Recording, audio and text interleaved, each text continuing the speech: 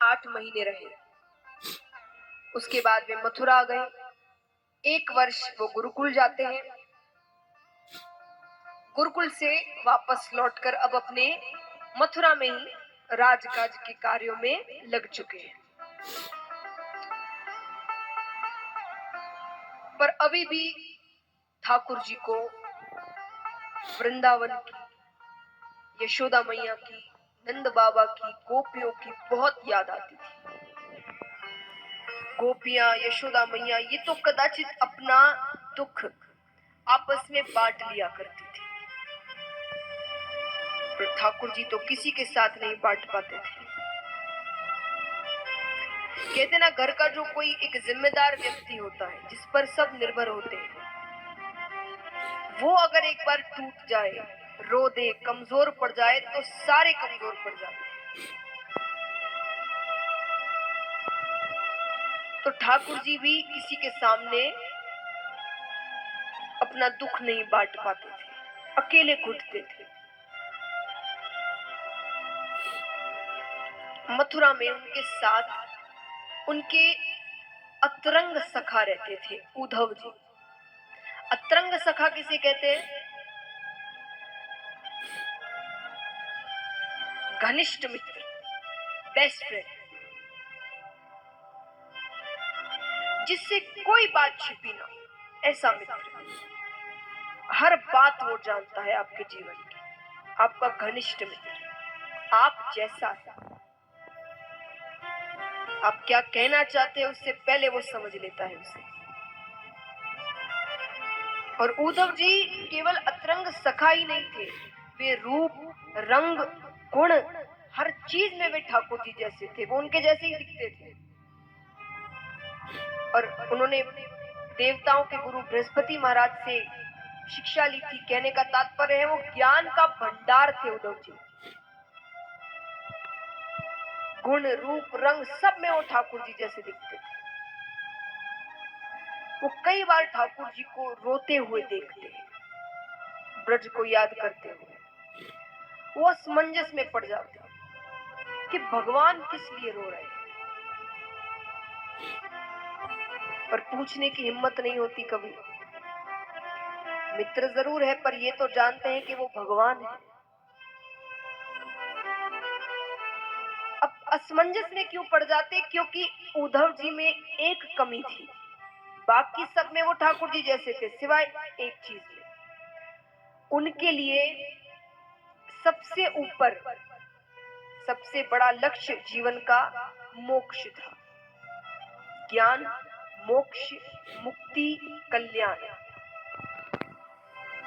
वो इसे ही सबसे ऊपर मानते थे। लेकिन भगवान जानते थे कि इन सब से ऊपर भी एक चीज है, वो है प्रेम। उद्धव जी प्रेम को नहीं मानते थे, उनके लिए सबसे ऊपर ज्ञान था। अब देखिए, ऐसे तो भगवान किसी को अपनाते नहीं, उनसे कन्नी काटते हैं। सच में भगवान जल्दी से नहीं अपनाते, उसे धन, दौलत, पद, प्रतिष्ठा देकर उसी में उलझा देते हैं। वो भगवान के बारे में सोच ही नहीं पाता, इन चीजों में उलझ के रह जाता है। लेकिन अगर कोई इन सब के बाद भी भगवान को ना छोड़े, फिर तो भगवान उसे ऐसा अपनाते हैं कि अपने जैसा बना देते हैं।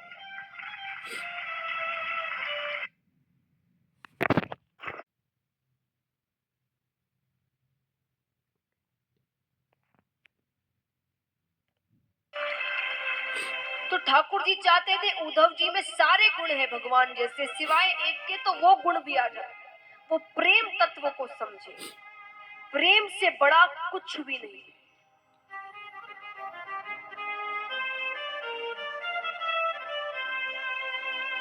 बोलते हैं ना, तुम सबसे अमीर उस दिन बन जाओगे जब तुम्हारे पास कोई एक ऐसी चीज होगी जो पैसों से खरीदी नहीं जा सकती।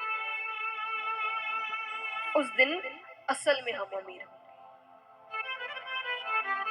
तो सच्चा प्रेम पैसों से नहीं खरीद सकते। तो महाराज ठाकुर जी ने विचार किया कि प्रेम तत्व समझाना है तो प्रेम की पाठशाला में भेजना पड़ेगा। जहां मैंने प्रेम की शिक्षा ली हो। प्रेम की पाठशाला क्या है? गोपियां, ब्रज, जहां से भगवान ने प्रेम सीखा है। ठीक है, एक दिन राजकाज के कार्यों के बाद शाम के समय अपने कमरे में भगवान बैठे हुए हैं, खिड़की पर खड़े हैं, दूर से वृंदावन की ओर देख रहे हैं, एक टक। आज ठाकुर जी को यमुना नदी में उसका प्राकृतिक जल नहीं नजर आ रहा, उस चंचलता से नहीं बह रही हो जो चंचलता जब ठाकुर जी यमुना नदी के तट पर खड़े होकर बंसी बजाते थे, जो चंचलता होती थी यमुना नदी में, आज वो चंचलता नहीं, शांत है। उसका खुद का जल ही नहीं लग रहा। ऐसा लग रहा है यमुना नदी में आज यशोदा मैया, नंद बाबा, ब्रजवासी, गोपियां, उनके अश्रु जल बह रहे हैं। वो रो रो कर पुकार रहे हो ठाकुर जी। शाम का समय था, ठाकुर जी के चेहरे पर एक अलग सी चमक आ गई। अरे ये तो वही समय है जब मैं, बलदाऊ भैया, श्री दामा, मुदमंगल, मधुमंगल सब गैया चराकर घर वापस लौट रहे होते हैं। हाँ हाँ, निश्चित ही वही समय। और महाराज एक बार के लिए भाव ऐसा उठा कि ठाकुर जी भूल गए कि वो कहाँ है। वो जोर जोर से चिल्लाने लगे, अरे श्रीदामा रुको, मैं भी आ रहा हूँ। अरे मुदमंगल मुझे भी तो लेकर चलो। अरे ये गैया इतना धीरे क्यों चल रही है, जल्दी चलो, बड़ी जोर की भूख लगी है, यशोदा मैया आवाज लगा रही हो। जब ध्यान भटकता है ठाकुर जी फूट फूट कर रोने लगते हैं। पीछे से उद्धव जी आते हैं, उन्हें हृदय से लगा लेते हैं। आप क्यों रो रहे हैं? आप तो ये मोह माया से, प्रेम से, दुख से, सुख से ये ऊपर है, आप क्यों रो रहे हैं प्रभु? ठाकुर जी रोते हुए कहते हैं, उद्धव मुझे ब्रज की बहुत याद आती है, मुझे यशोदा मैया की बहुत याद आती है, मुझे नंद बाबा की बहुत याद आती है, मैं उन्हें भूल नहीं पा रहा, मुझे ब्रज लेकर चलो। ठाकुर जी कहते हैं, नंद बाबा जैसे बाबा युगों युगों तक नहीं मिलेंगे। वो रोज जानबूझ के जूतियां नहीं पहनते थे, बाहर जाकर खड़े हो जाते थे। उन्हें पता था कृष्ण अब मेरी जूतियां सर पर लेकर आएगा, कहेगा बाबा आपने फिरते जूता नहीं पहनी, जल्दी से पहन लो, मैया बरजेगी ना। और मुझे गोद में लेकर वो पूरे ब्रज में घूमते थे। मैं दावे के साथ कह सकता हूँ उद्धव, मैं जब से गया हूं मेरे बाबा ने जूतियां नहीं पहनी, दावे के साथ कह सकता हूं। यशोदा मैया, अरे यशोदा मैया जैसी मैया किसी को नहीं मिलेगी। मैंने उन्हें कभी कोई सुख नहीं दिए। कहने का तात्पर्य है, मैं जब तक उनके पास था मैंने उन्हें कोई सुख नहीं दिया। मेरे कारण उन्हें कितने उल्हाने सुनने पड़ते, कितनी शिकायतें सुनने को मिलती। रोजाना कोई ना कोई घर पर आकर शिकायत करता, पर उनका प्रेम नहीं कम हुआ। कम होने की बजाय वो और बढ़ता गया। उद्धव एक दिन मैं गैया चराकर घर थोड़ी देर से लौटा तो मेरी मैया मुझे गले लगाकर रोने लगी। मैया कहती है, कन्हैया तू देर मत किया कर, तू घर नहीं लौटता ना मेरा मन विचलित हो उठता है, मुझे कुछ नहीं सुहाता, तू देर मत किया कर। उस दिन के बाद से मैं कभी घर देर से नहीं गया। आज इतने दिन हो गए हैं, पता नहीं मेरी माता कैसे रह रही होगी। सबसे ज्यादा दुख तो मैंने उन गोपियों को दिया है, भोली भाली गोपियों। तुम्हें पता है, एक दिन यशोदा मैया ने मुझसे कहा कि कन्हैया तू उनके घर चोरी करने जाता है, उनकी मटकियां फोड़ता है। वो गरीब है, जो अपना दिनचर्या दूध दही माखन बेचकर ही चलाती हूँ, महाराज जो उस दिन वो बेचेंगी, जो धन आएगा उसी से उनका भोजन आता है। तो जो इसी से अपना दिनचर्या चलाती हूँ, भोजन करती हूँ, अगर उस दिन उनका नुकसान हो जाए, मटकियां फूट जाए, तो उस दिन वो क्या खाएंगे? है कि नहीं?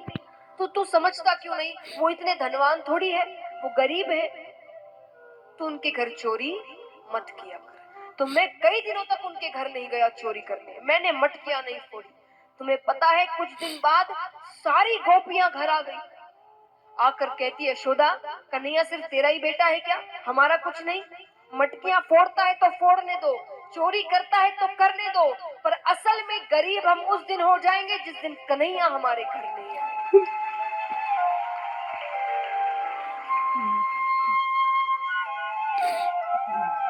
भोजन तो हम उस दिन नहीं करते जिस दिन कन्हैया हमारे घर में नहीं आते। कभी मत कहना हम गरीब हैं। ये जब तक हमारे साथ है हम सबसे ज्यादा धनवान हैं। और उससे ज्यादा दुख मैंने अपनी राधे को दिया है। कितनी देर तक ठाकुर जी राधे राधे राधे राधे कहकर रोने लगे।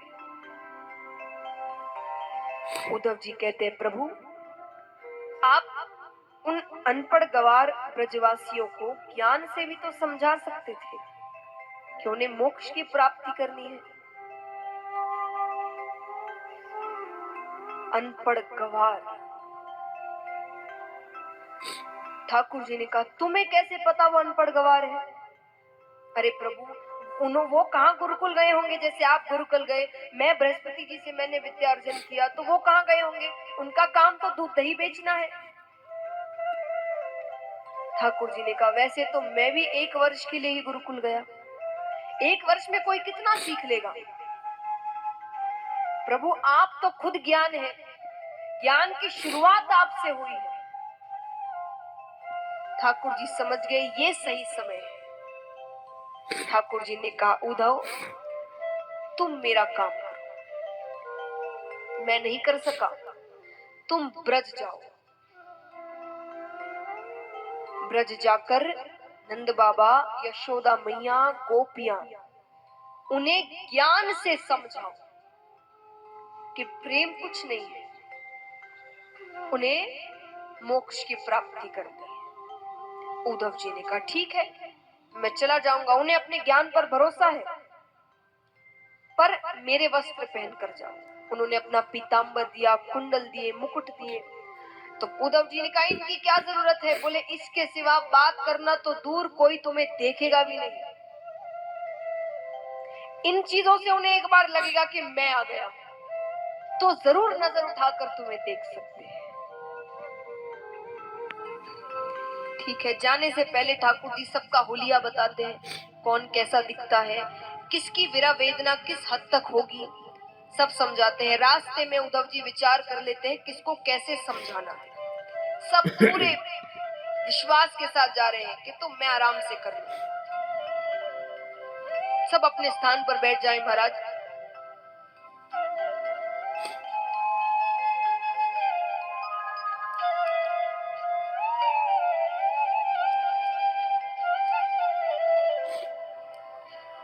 ठाकुर जी जाते हैं, उद्धव जी जाते हैं। शाम के समय वृंदावन में प्रवेश करते हैं। वही समय था, गोधूली बेला। सब ब्रजवासी अपनी अपनी गैया चराकर घर लौट रहे थे। ब्रज की जो रज है वो उड़कर उद्धव जी के सर पर बैठ रही है। ये साधारण रज नहीं है, इसका महत्व देखिए, लीला देखिए। वो ब्रज रज उड़कर उद्धव जी के सर पर बैठती है। सामने कुछ ग्वाले गैया को लेकर जा रहे हैं, तो एक लीला हुआ। उद्धव जी देखते हैं कि उन ग्वालों के साथ कृष्ण जी और बलराम जी भी। कभी ठाकुर जी एक ग्वाले के कंधे पर हाथ रखकर खेल रहे हैं, कभी गैया के ऊपर जाकर बैठ जाए, कभी नाचने लग जाए, कभी जोर से भागने लग जाए, थोड़ा सा ध्यान बढ़ता है, लीला अदृश्य हो जाती है। ये है ब्रज रज की महिमा। महाराज, एक प्रार्थना मैं सबसे करना चाहूंगा, हम आज कोई भी तीर्थ स्थलों में जाते हैं, ब्रज में जाते हैं, हम उसे पिकनिक बनाकर जाते हैं, मस्ती कर रहे हैं, चीजें चिप्स खा रहे हैं, पैकेट वही फेंक रहे हैं, वो ब्रज है महाराज, वहां ठाकुर जी खेले हैं। वो ब्रज साधारण मिट्टी नहीं है, वो ठाकुर जी के चरणों की रज है। उस ब्रज रज में कितने बड़े बड़े संत आज भी जाकर लोटपोट होते हैं, उन वृक्षों से आलिंगन करते हैं, और हम वहां जाकर गंदगी करते हैं। पिकनिक बनाने को भारत में कम जगहें नहीं है, बहुत से स्थान हैं जहां हम पिकनिक मना सकते हैं। तीर्थ स्थलों में भक्ति की भावना से जाएं, पिकनिक मनाने ना जाएं, वहां गंदगी ना करें, सफाई रखें। वो नंद बाबा के चरणों की रज है, यशोदा मैया के चरणों की रज है, गोपियों के चरणों की रज है, ठाकुर जी की लाडली श्री राधे के चरणों की रज है।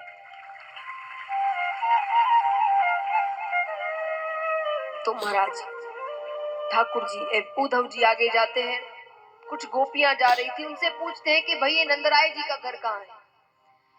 गोपियों ने कहा लगता है मथुरा से आए हो तुम।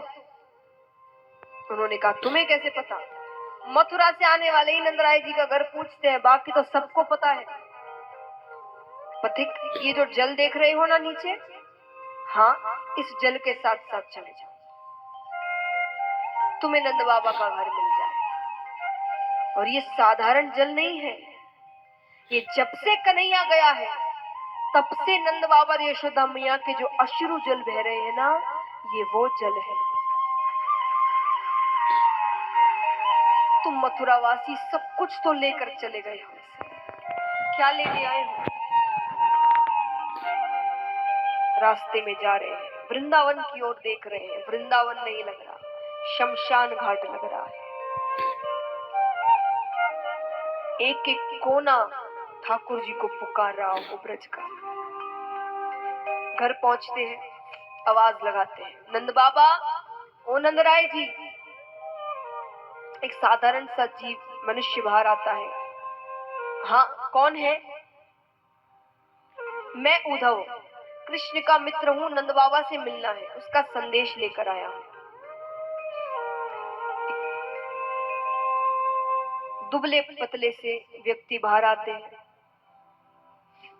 आंखें अंदर तक धसी हुई, कांपती हुई आवाज, मैं हूं नंदराय। चरणों में गिर जाते हैं उद्धव जी। जैसा ठाकुर जी ने बताया था बिल्कुल मेल नहीं खा रहा। बाबा, मैं आपको पहचान ना पाया, मुझे क्षमा करना, अंदर आओ। बैठाते हैं उद्धव जी को। सफर कर कर आए हो, भूख लगी होगी, मैं भोजन बाहर से लेकर आता हूं, बाहर से लेकर आता हूं। नंद बाबा जाते हैं, सामने ही चौका दिखता है उन्हें, चौके में जाले पड़े हुए हैं, मानो जब से कन्हैया गया है तब से उस घर में भोजन नहीं बना। नंद बाबा आते हैं, भोजन करवाते हैं, फिर कहते हैं अब आराम करो। उद्धव जी ने कहा बाबा थोड़ी देर मेरे पास नहीं बैठोगे? नंद बाबा बैठते हैं, कुछ कहे उससे पहले यशोदा मैया आती है। अरे किससे बात कर रहे हो? उद्धव जी को देखकर एक बार आंखों में चमक आ जाती है। कन्हैया तू आ गया? नंद बाबा ने कहा ये कन्हैया नहीं है, उसका मित्र है, संदेश लेकर आया है। संदेश लेकर आया है? यशोदा मैया ने कहा पता है, बचपन में जब कन्हैया रोता था तो मैं सारे काम छोड़कर उसे गोद में ले लेती थी। आज उसकी माता कब से रो रही है, कन्हैया आ नहीं सकता, उसे समय नहीं है। उद्धव जी ने कहा मैया, कन्हैया को खुद गर्ज मत समझना, वो आप सबको बहुत याद करता है। मैं जब यहाँ आ रहा था तो देवकी माता ने कहा कि यशोदा, मैं नहीं चाहती थी तुझे बताना कृष्ण के बारे में, लेकिन मैं मजबूर हूं। धन्य है तेरे लालन पालन को यशोदा, लेकिन तुमने कहा था कि तुम्हारा कन्हैया बहुत चंचल है, दिन भर खेलता रहता है, उसे खेलने से फुर्सत नहीं है, पर यहाँ तो वो राजमहल के बाहर भी नहीं निकलता। मैंने आज तक जब से कन्हैया मथुरा आया है, मैंने उसे मुस्कुराते हुए नहीं देखा। तुम कहती हो कन्हैया खाने पीने का बहुत शौकीन है। मैंने एक बार उसके लिए गौरस से बनी एक मिठाई बनाई। पहली बार ऐसा हुआ है, जो थाली आते ही प्रणाम करता था, वो उस दिन थाली छोड़कर चला गया। जाकर उद्धव से कहता है, उद्धव, देव की माता से कहना मेरी थाली में गौरस से बनी कोई मिठाई ना रखे। मुझे यशोदा मैया की याद आ जाती है, मुझे मेरे ब्रज की याद आ जाती है। इससे ज्यादा यशोदा मैया सुन ही नहीं पाई, मूर्छा को प्राप्त हो। नंद बाबा उन्हें कमरे में सुला देते। नंद बाबा ने कहा इतनी ही देर वो आराम करती है जब तक मूर्छा को प्राप्त रहती है, वरना पूरे ब्रज में पागलों की तरह घूमती है। लोगों से पूछती है, तुमने कन्हैया को देखा क्या? कन्हैया तुम्हारे घर आया क्या? मैं जानती हूँ वो चोरी करता है, वो मटकियां फोड़ता है। तुमने उसे बांध कर रखा है क्या? उसे लौटा दो, वो कभी चोरी नहीं करेगा। उसे वापस दे दो, मैं उसे बांध कर रखूं। मेरे पुत्र को लौटा दो। वृक्षों से पूछती है, तुमने कन्हैया को देखा क्या? अरे वो कहाँ है, उससे पूछो, उसकी मैया उसे याद कर रही है। गोवर्धन पर्वत से पूछती है, तुम्हें तो वो बहुत प्यार करता था ना, मुझसे कहता था गोवर्धन पर्वत की पूजा करो, तुमने उसे देखा क्या? कृष्ण कहाँ गया है, उसे लौटा दो, मैं उसके बिना नहीं रह सकती।